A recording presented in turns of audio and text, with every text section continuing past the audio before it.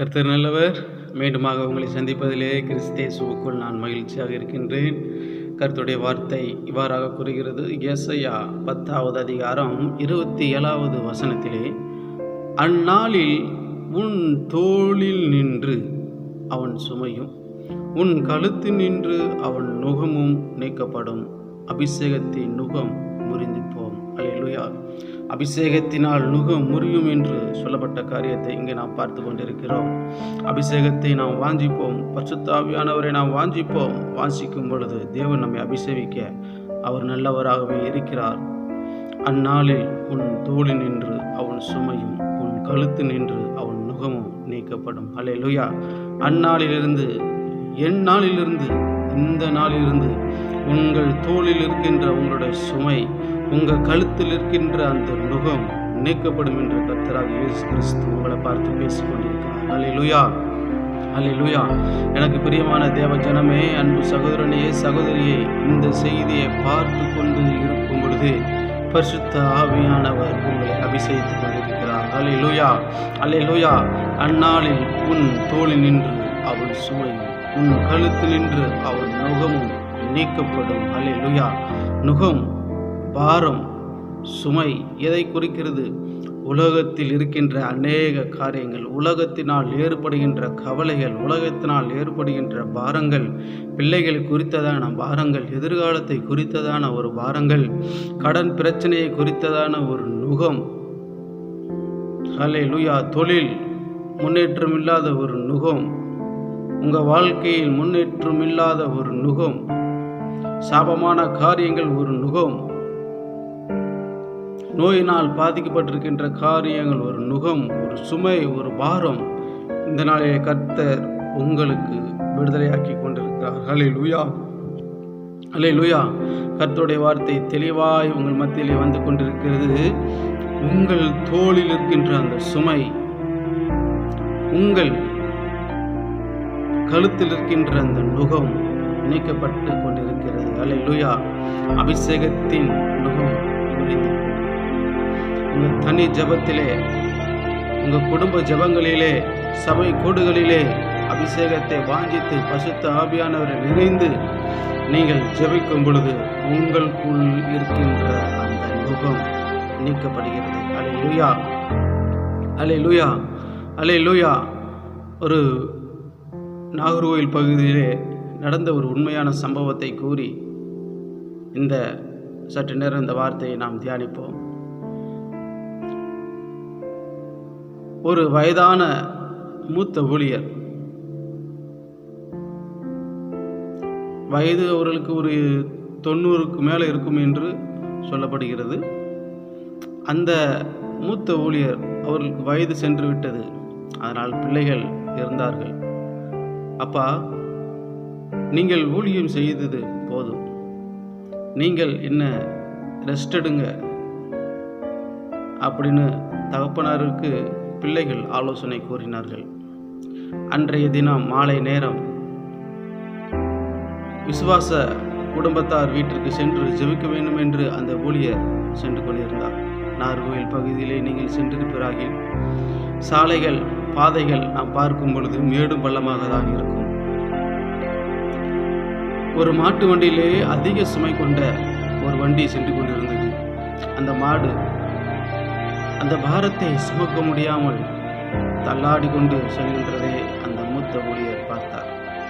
அந்த வண்டியை ஓட்டி செல்கின்ற நபர் அந்த மாட்டை சாட்டையினால் அடிப்பது, கம்பையினால் குத்துவது, இப்படிப்பட்ட காரியத்தை செய்து கொண்டிருந்தார்.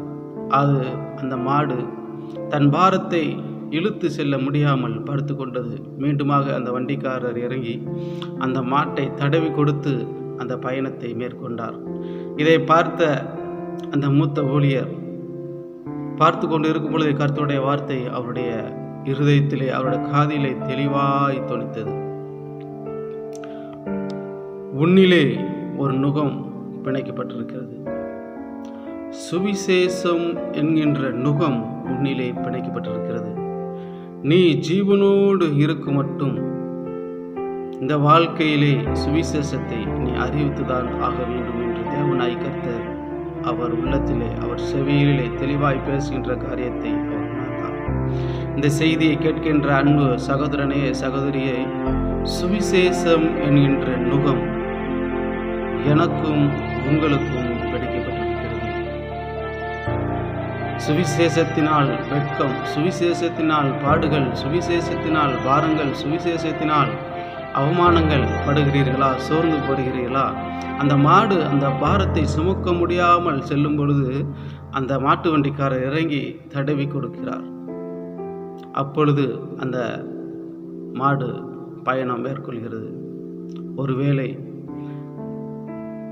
என்னுடைய ஊழியம் இத்துடன் போதும், என்னுடைய சுவிசேஷங்கள் இத்துடனே போதும், என்னுடைய பயணங்கள் இத்துடைய போதும் என்று நீங்கள் இந்த செய்தியை பார்த்து கொண்டு இருக்கும் பொழுது யோசனையோடு இருந்தீங்கன்னா கர்த்தர் உங்களை பார்த்து தான் சொல்கிறார், உங்களுக்கு சுவிசேஷம் என்கின்ற நுகம் பிணைக்கப்பட்டிருக்கிறது.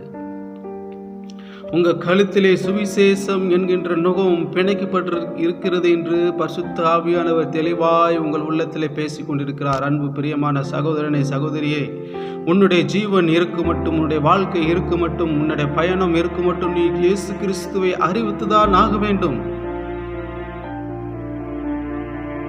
இயேசு கிறிஸ்து என்கின்ற சுவிசேஷத்தை நீ அறிவிக்கப்படும் பொழுது உனக்குள் இருக்கின்ற அந்த உலகமான பாரங்கள், உலகமான கவலைகள், உலகமான இருக்கின்ற எல்லா காரியங்களும் கர்த்தராக இயேசு கிறிஸ்து அபிஷேகத்தினால் அந்த நுகத்தை மாற்றி போடுவார். உலக கவலை, கடன் பிரச்சனை, குடும்ப பிரச்சனை, பிள்ளைகள் எதிர்காலங்கள்,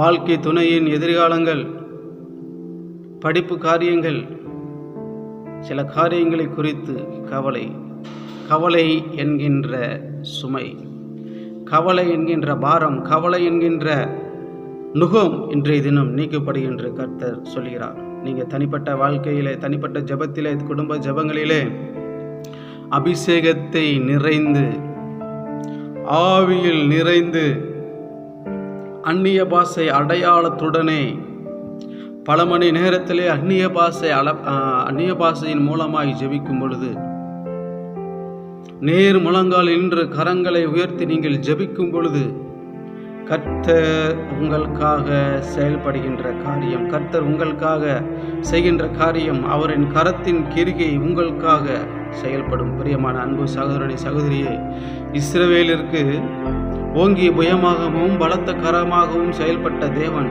இந்த நாளிலே உங்களுக்காகவே அப்படிப்பட்ட காரியத்தை, உங்களுக்காக ஓங்கிய புயமாகவும் பலத்த கரமாகவும் தேவனாய் கர்த்தர் இந்த நாளிலே செயல்படுவாராக. அல்லேலூயா. அபிஷேகத்தின் நுகம் முறிந்து போம். அபிஷேகத்தினால் தான் நுகம் முறியும். பிரியமானவர்களே, அபிஷேகத்தை வாஞ்சிப்போம்.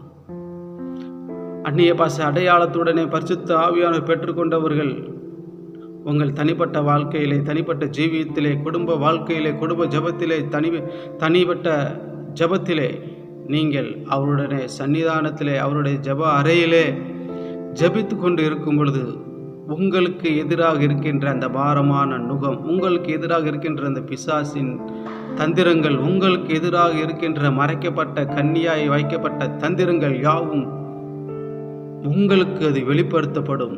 நீங்கள் அதை அடையாளம் கண்டு அதை முறியடித்து ஜெபிக்கும் பொழுது அபிஷேகத்தினால் அந்த நுகம் முறிந்து போகும். அல்லேலூயா. கர்த்தர் தாமே இந்த வார்த்தையின்படி அபிஷேகத்தினால் நுகம் முறியும் என்று சொன்னது போல அபிஷேகத்தினால் அந்த நுகம் முறியும், அபிஷேகத்தினால் கட்டுகள் உடையும். இந்த செய்தியை கேட்டுக்கொண்டு இருக்கும் பொழுதே உங்களுக்கு எதிராக இருக்கின்ற கட்டுகள் உடைகிறது, பில்லிசூனிய வல்லமைகள் உடைகிறது, மந்திரவாதின் சக்திகள் உடைகிறது. உங்கள் வீட்டில் இருக்கின்ற அந்த தகடுகள் இயேசு கிறிஸ்துவின் வல்லமையானால் சுட்டெரிக்கப்படுகிறது. உங்களுக்கு எதிராக இருக்கின்ற பிசாசின் தந்திரங்கள் மறைகிறது, அந்தகாரத்தின் வல்லமைகள் அருந்து போகிறது. இயேசு கிறிஸ்துவின் வல்லமை உங்களை உயிர்ப்பிக்கிறதா இருக்கிறது. ஹல்லேலூயா, ஹல்லேலூயா. இந்த செய்தியை கேட்டுக்கொண்டு இருக்கும் பொழுது அபிஷேகத்தினால் ஒரு காற்று உங்கள் உள்ளத்தில் வீசிக்கொண்டு இருக்கிறது. இந்த செய்தியை கேட்டுக்கொண்டு இருக்கும் பொழுதே உங்கள் உலர்ந்த எலும்புகள் எல்லாம் இயேசு கிறிஸ்துவின் வல்லமையினால் உயிர் பெற்றுக் கொண்டிருக்கிறது. இயேசுவின் அக்கினி, சத்துருக்களை சுட்டரிக்கும் அக்கினி உங்கள் மத்தியிலே பிறக்கிறது. ஹல்லேலூயா, ஹல்லேலூயா. செய்தியை கேட்டுக்கொண்டிருக்கும் பொழுதே உங்கள் உள்ளத்திலே தேவ அக்கினி இறங்குகிறது. உங்களுக்கு எதிராக இருக்கின்ற சதிகள் அக்கினினால் சுட்டெரிக்கப்படுகிறது. உங்களுடைய சத்துருக்கள் அக்கினினால் சுட்டெரிக்கப்படுகிறார்கள். இயேசுவின் வல்லமை, ஆவியானவரின் வல்லமை உங்கள் மத்தியிலே வந்து கொண்டிருக்கிறது. பிசாசை துரத்தும் வல்லமை, பேய்களை துரத்தும் வல்லமை, நோய்களை குணமாக்கும் வல்லமை. ஹல்லேலூயா, ஹல்லேலூயா. அபிஷேகத்தினால் முகம் முறியும். ஹல்லேலூயா. எனக்கு பிரியமான அன்பு சகோதரனே, சகோதரியே, கர்த்தருடைய வார்த்தை உங்கள் மத்தியிலே தெளிவாய் தொனித்துக் கொண்டிருக்கிறது. கர்த்தர் இந்த நாளில் உங்களுக்கு விடுதலை கொடுத்திருக்கிறார். கர்த்தர் இந்த நாளில் உங்களுக்கு அபிஷேகம் பண்ணியிருக்கிறார். கர்த்தர் இந்த நாளிலே ஆவியின் வரங்களை உங்களுக்கு கொடுத்திருக்கிறார். ஹல்லேலூயா, ஹல்லேலூயா, ஹல்லேலூயா. கர்த்தர் தாமே இந்த வார்த்தையின்படி நம்மை ஆசீர்வதிப்பாராக.